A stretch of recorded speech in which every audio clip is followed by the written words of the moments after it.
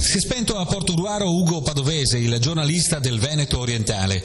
Ha 78 anni, era un guerriero dell'informazione per la quale si è speso. Da poche settimane le sue condizioni di salute erano improvvisamente peggiorate, costringendolo a letto nella sua abitazione di Via Valle a Portogruaro.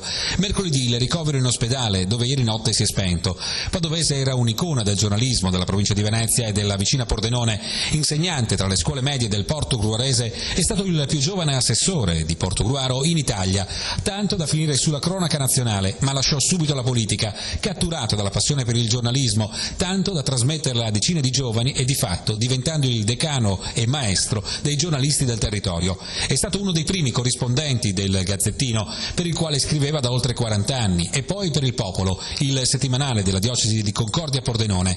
Erano altri tempi, quando i pezzi di cronaca li portavo in stazione per inviarli in via Torino a Mestre, raccontava Padovese, ricordando la rivoluzione tecnologica che ha trasformato anche il mondo dell'informazione.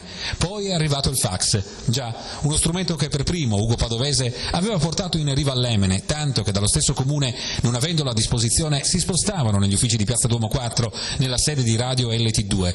La storica emittente, nata dopo LT1 di Pordenone, che Ugo Padovese ha fatto nascere con un gruppo di imprenditori e che ha diretto fino alla fine degli anni 90, raccontando il territorio.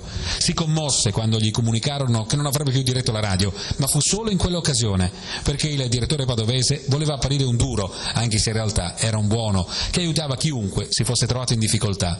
Sapeva cogliere la notizia e per tutti era il giornalismo, tanto che negli anni '80, quando l'unica emittente televisiva del territorio era la Rai regionale, in diretta da Portogruaro intervistarono il sindaco Forte e Ugo Padovese, giornalista del Gazzettino. Un orgoglio per tutti, che Padovese non volle mai manifestare, salvo vestirsi in quell'occasione di tutto punto per rappresentare il territorio.